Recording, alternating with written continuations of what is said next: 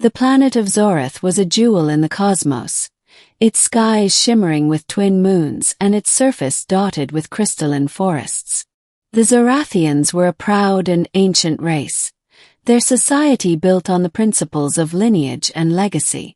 For centuries, their royal family had ruled with wisdom and grace, their bloodline unbroken. But now, the future of the Zorathi throne hung in the balance.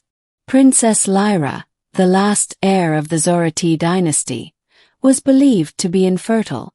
The news had devastated the kingdom. The royal physicians had examined her thoroughly, their advanced technology confirming what they feared. Lyra's unique biology made conception impossible. The Zorathi people mourned the impending end of their royal line, and whispers of rebellion began to stir in the outer provinces. Without an heir, the kingdom would descend into chaos.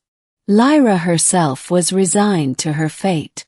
She had spent years studying diplomacy and warfare, preparing to rule alone.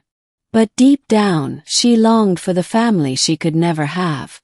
Her heart ached for the laughter of a child, the warmth of a bond that transcended duty. Then the humans arrived. The Terran Alliance had established contact with Zorath a decade ago, and the two species had maintained a cautious but cordial relationship. Humans were seen as primitive but resourceful, their adaptability making them valuable allies. When a team of human scientists requested permission to study Zorathi biology, the Royal Council reluctantly agreed, hoping the outsiders might uncover something their own experts had missed. Among the scientists was Dr. Ethan Carter, a brilliant geneticist with a reputation for solving the impossible. Ethan was fascinated by Zorathi physiology, particularly the way their cells seemed to defy conventional biology. He had spent months analyzing samples, his curiosity driving him to work late into the night. It was during one of these late-night sessions that he first met Princess Lyra. Lyra had been wandering the palace gardens, her thoughts heavy with the weight of her responsibilities.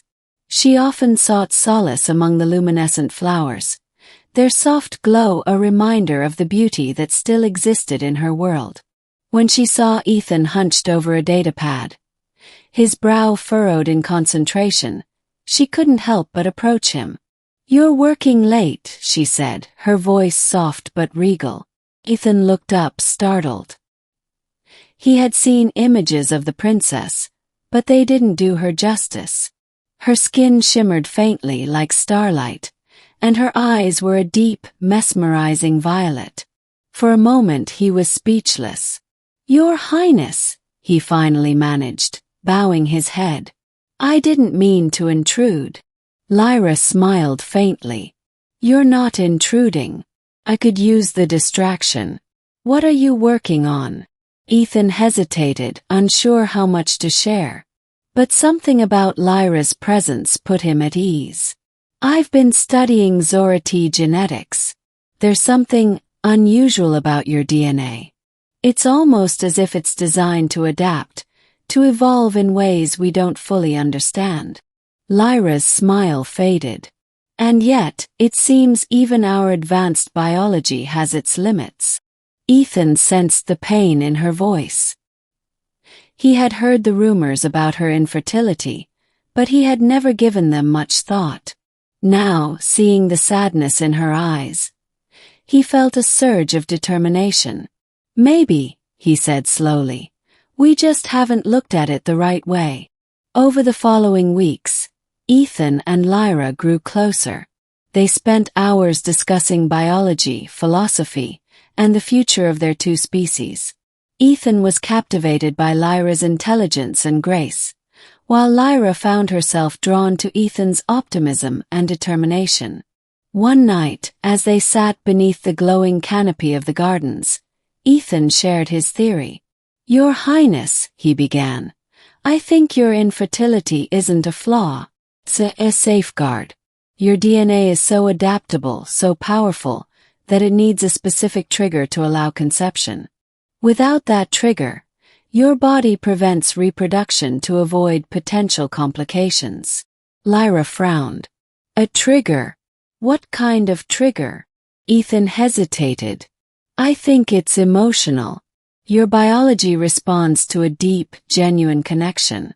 It's not just about physical compatibility. It's about love. Lyra's heart raced. She had never considered such a possibility. But as she looked into Ethan's eyes, she felt something she hadn't felt in years. Hope. Their relationship deepened, and Ethan's theory was put to the test.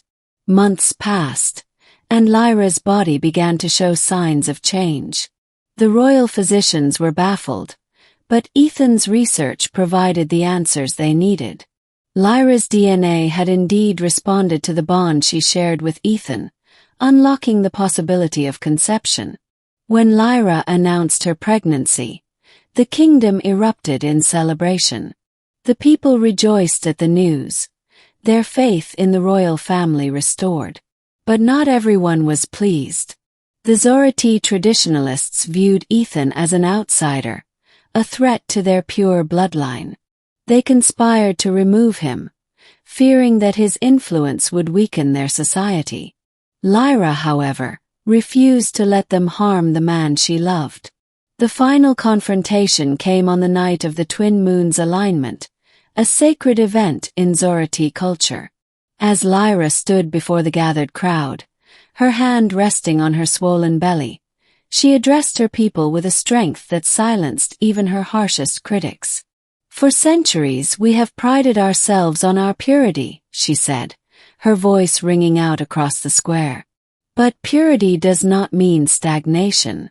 It does not mean closing ourselves off to the possibilities of the universe.